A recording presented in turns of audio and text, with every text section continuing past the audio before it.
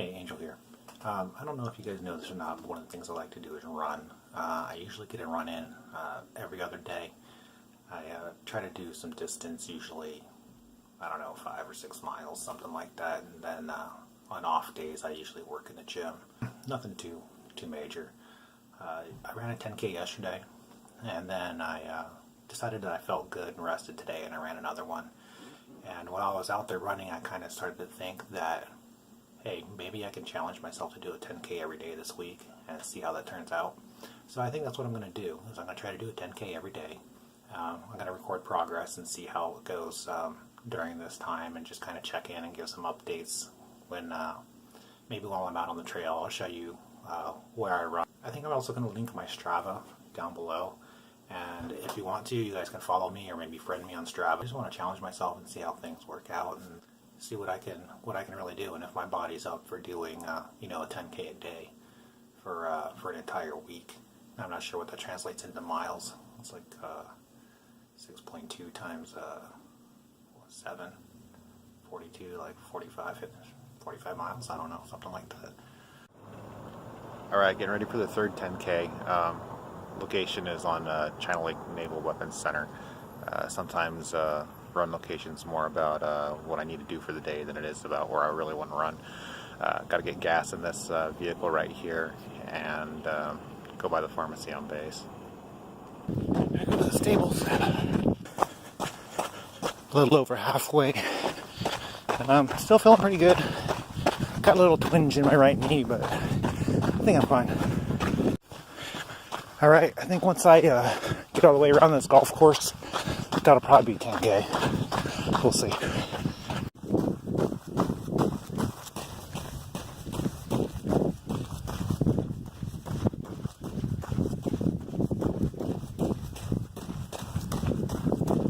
From over here you can see Five Fingers.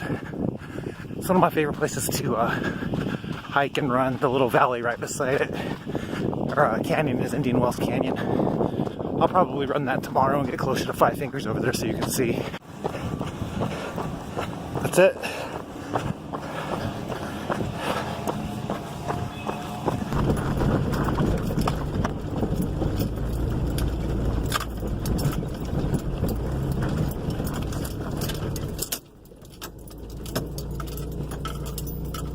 Oh, is that a deer?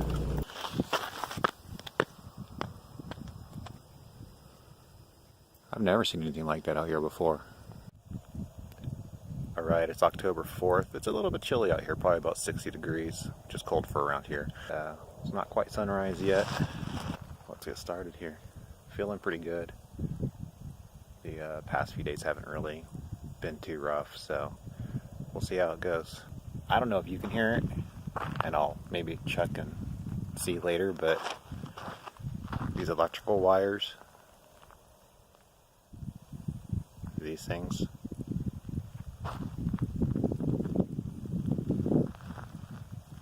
you can hear them crackling. So there's a trail up Five Fingers right there, and then the two peaks that you see right there are part of it. There's actually 5. Anyways, that trail is about 1.5 miles long up, but it rises over 1,700 feet, I think. I'll have to check on that, but I think that's correct. I've been up there quite a few times. Sometimes I run it, and I can't do all the way. It's tough.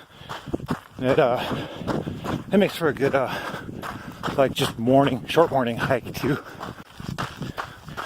So we have some wildlife out here. I think I saw a deer this morning, but I'm not sure. I've never seen one before.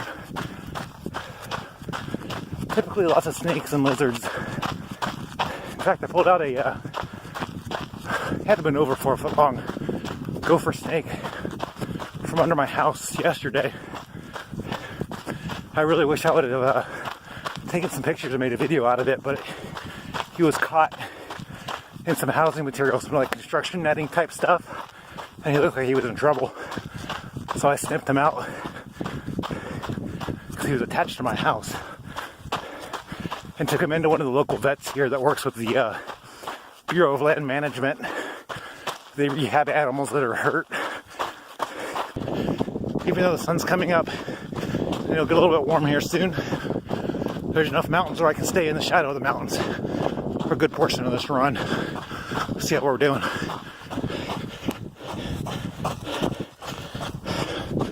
Getting there. So I could be wrong, but it's my understanding that what remains of that concrete structure over there is the actual well from Indian Wells Canyon. I've been over there. It's dry. Everything's capped. So this is Owens Peak Wilderness Area. That sign says if you can't read it. But Owens Peak is the tallest mountain we have in the Southern Sierras. You can kind of see the clouds over there wrapping around the top. From this angle, you can really make out the prominences of Five Fingers. Okay, this is where I turn around on this trail. I don't know why this is here, but from where I park, this is about 3.5 miles. So that's a 7-mile run total. The way back is usually a little bit faster because there's a gradual 600-foot ascent about, I think, going this way. So the way back tends to be a little bit easier. Let's see how we're doing.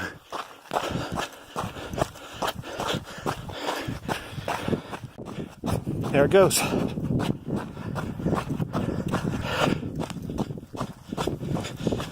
10,000 steps is my goal for the day through Fitbit. My personal goal is 10,000 steps before 10 a.m.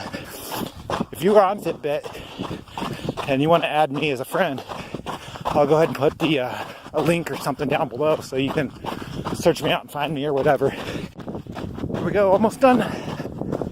Time.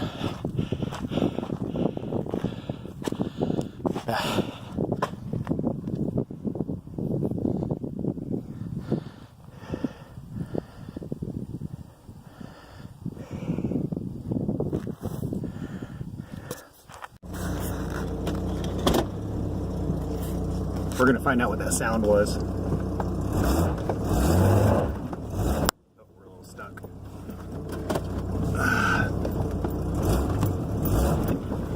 Backwards.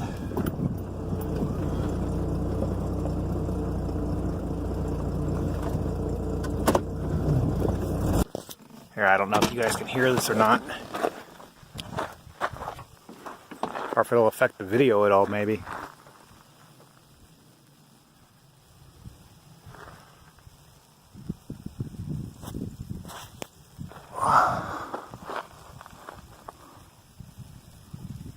Can you hear that?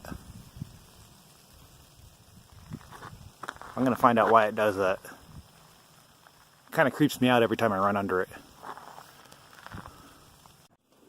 Alright, so I did some research on that crackling noise. It turns out it's something called the corona effect. Apparently, from the high voltage lines, the electricity running through it, it ionizes the air around it and can cause that crackling sound. From what it says here through the reading, it can also be accompanied by a type of like glowing light around the lines, which I've never seen because I've never been out there at nighttime. Might have to go out there sometime and see if there's any glowing light. I would imagine that it's not as bad when the electricity usage goes down around here, which happens at nighttime. We use a lot of electricity around here during the day because of air conditioning and things like that. Alright, day 5, October 5th. It's not quite daylight out. Choosing to run someplace today with relatively low elevation gain. My legs already kind of are tired, and I had significant back pain yesterday, so let's see how this goes. Alright, so I'm on a circular course. I usually don't like running in circles, but this is about the flattest thing I can do. Coming up on my first lap.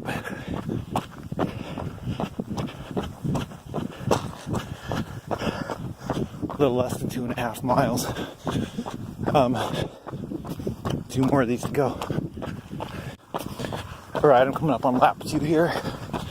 Lap 3 I'm going to take as fast as I can, see if I can shave some time. Let's see where we're at. Let's go.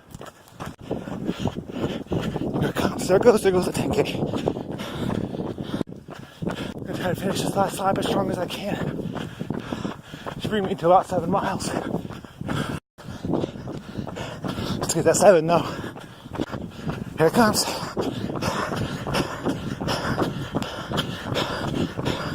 There it goes. There's my car.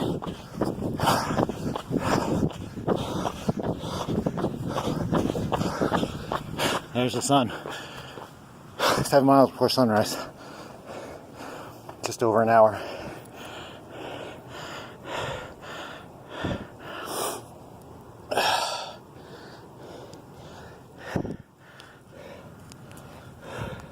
Not something I typically do, but considering the amount of pain I was in yesterday, I'm hopping in this thing.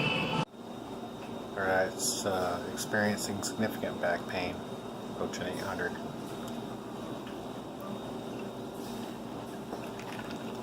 I'm actually feeling tired and kind of run down. Don't really want to do things. Don't want to cook. Don't want to clean. Don't want to do much. All I really want to do is go to bed and lay down. So I'm feeling this is having a draining effect on me, not resting in between these running days. Alright, day 6, and left my wallet somewhere. I have no idea where it is, so I have no ID on me. So hopefully nothing goes wrong while I'm out here, get hurt or die or something, and not be able to ID my body. So my goal today is just to get this done. I'm gonna take it easy. Conversational pace, probably 9:30, maybe 10-minute mile, maybe 10:30. I'm in the hills on the dirt, so I don't need to be going that fast anyways, but definitely don't want to get hurt out here without any kind of ID or anything.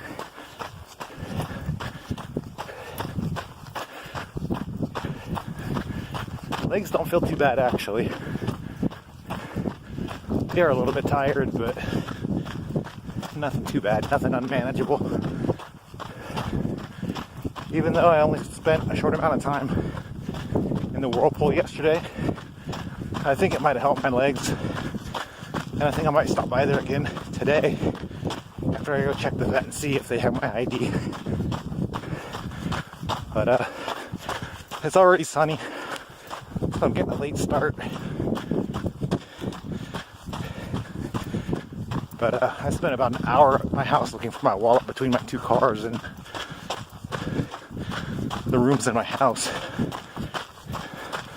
So hopefully the vet has it. Alright, so we're kind of out here in the middle of nowhere, but you see all this shit from previous shooters. I am a gun owner. I'm not crazy about it, but as someone that's a gun owner, and it just kind of likes being in nature in general, that shit makes me sad, and it makes us all look bad. You know, by all means, come out to the middle of nowhere to go shooting. That's fine. But pick up your casings, pick up your brass, pick up your shells. There's no reason for that. First check-in.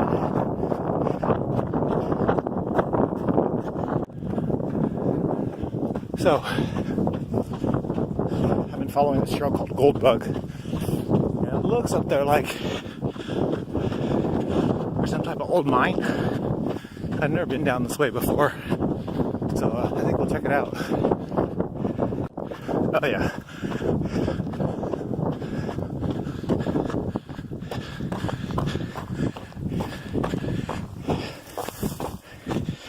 Yep. Oh, here's another part. Looks like they've been collapsed quite well.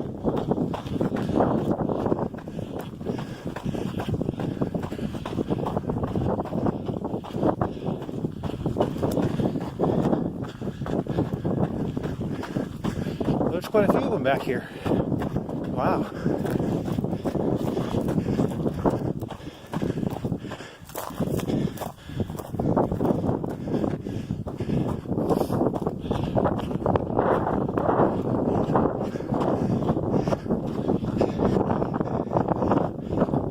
It looks like there was a some type of storyboard up there for it a while ago.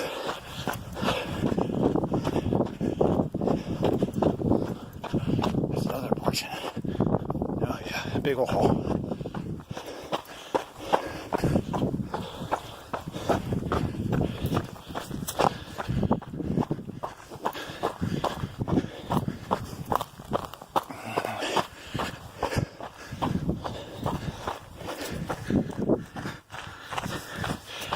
This is really the most that I've seen in one place. I'm gonna have to come up here sometime when I'm not running and just kind of check it out and explore. That one goes way down there. It looks like it hasn't been collapsed.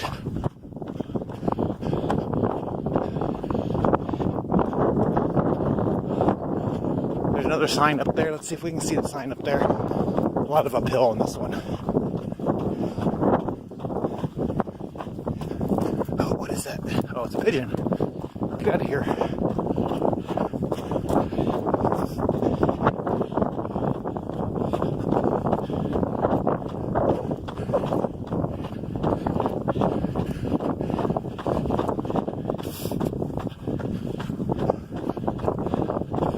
Let's see if this says anything.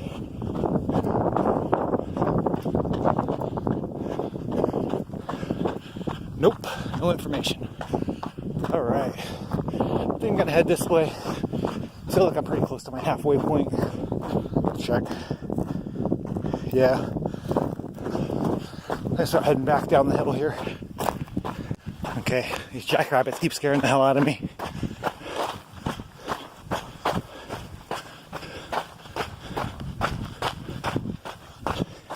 You can't see them, they like to hide in these creosote bushes. We got a lot of snakes out here. I'm not really scared of snakes, but we have like 4 kinds of rattlesnakes out here. And one of them is the most venomous snake in the United States. It might even be North America. That's the, we call them Mojave greens, but I'm sure there's a proper name for them. Anyways, they have I think a neurotoxin and a hemotoxin, both. And they'll screw your day up pretty quick. I've only come across one once, and that was while I was climbing. I've come across a sidewinder one time. We also have diamondbacks and it's called like a Panamint rattlesnake or a Panamint pygmy rattlesnake or something like that. That's where I'm going. But I don't think I'm at 6 miles yet.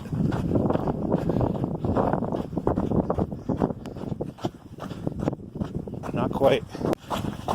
There it goes. An hour and 10 minutes. Not bad for a slow conversational pace. There's some mountain bikers out here. It's a popular place for mountain biking. I just ran into one of my climbing buddies out here. He was out here mountain biking right now. He just got here. I'm just finishing up. But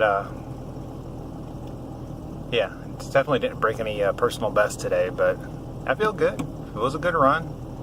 It was fun. I've never been on that area before. I wasn't really on trails or anything, but yeah, it was fun. Almost like a quick paced hike. Alright, sunrise hasn't happened yet. It's still pretty dark. Last 10K of this series, day 7. So let's go. Let's see how this goes.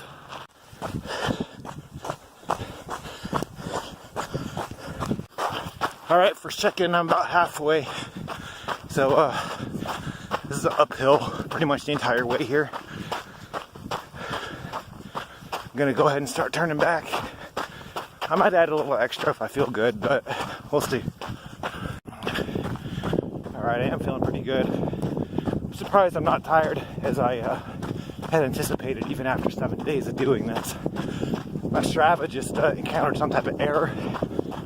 I don't know what that means, but it says it's continuing to record. Hopefully my Fitbit doesn't give out on me so I can get good data for this.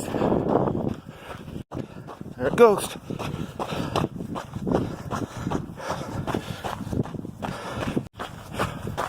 My personal goal for this one was about an hour, so that's pretty good. Made it. Apparently I fucked up.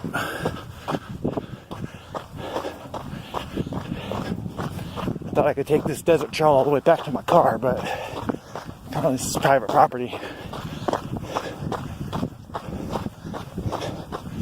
Even more extra credit. Thought I was being smart. Alright, that wrong way cost me probably about half a mile, I don't know. But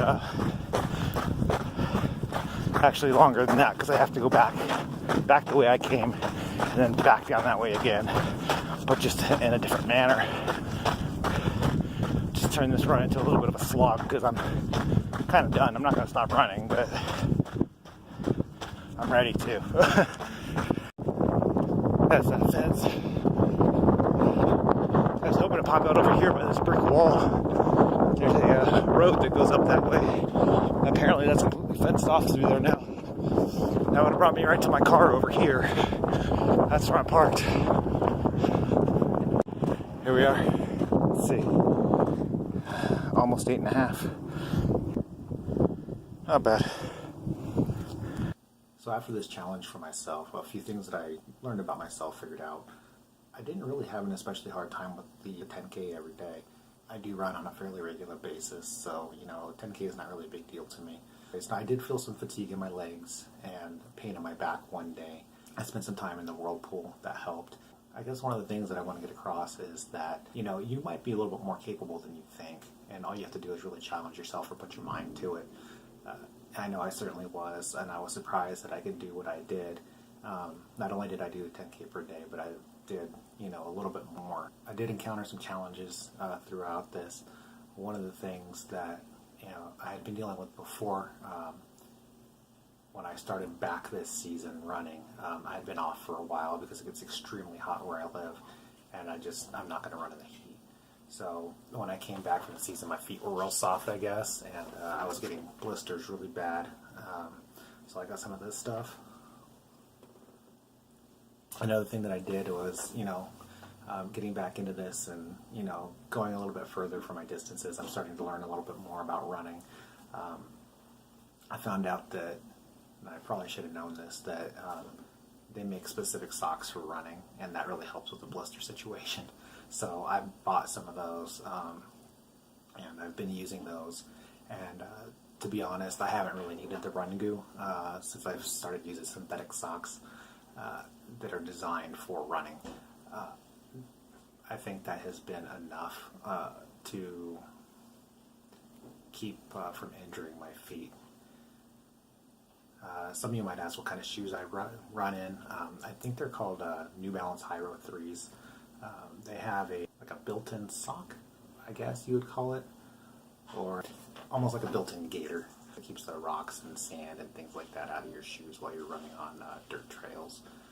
Also, I learned about something that, I had experienced some chafing in this area before. I didn't really know it was a thing until I finished this 10K thing.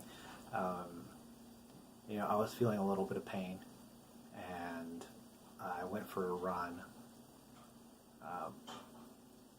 2 days afterwards, I ended up in Huntington Beach, and I was running there, and I was experiencing some pretty significant pain.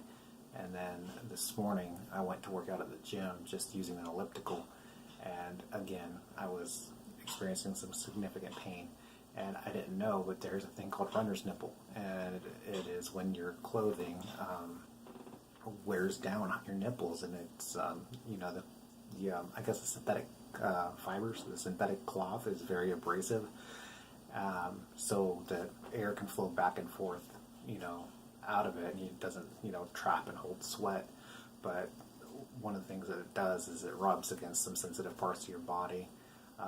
So I'm learning to deal with that right now. I had to do some research on Google and YouTube, and it turns out I'm not the only person that experiences this. I guess it's more of a male thing. Females don't experience it because they run with a bra on, like a sports bra, and that keeps that from happening, but guys don't, so there's no protection in between the nipple and the up and down motion of the shirt that you have on. I saw a lot of pictures of bloody nipples from marathon and half marathon runners, which, not that bad off, but I was just to the point where I'm starting to feel some pain. I couldn't imagine running so long and hard that my nipples bled without just taking my shirt off and saying screw it. There's no reason to put yourself through that. They make specific products for this that create a barrier between your skin and the fabric. You can use Band-Aids. I guess you could use tape if you wanted to or something like that, but there are specific products out there for it. I'm still kind of researching it and figuring out, how I'm going to handle that as I start running more and more and get more distance under my belt in the next few months here. I am going to be completing a full marathon here pretty soon. It'll be my first, so it's good to have some of these things in your toolbox before you start in on a run that's that long. I think, to conclude, don't underestimate yourself because you're capable of probably more than you think.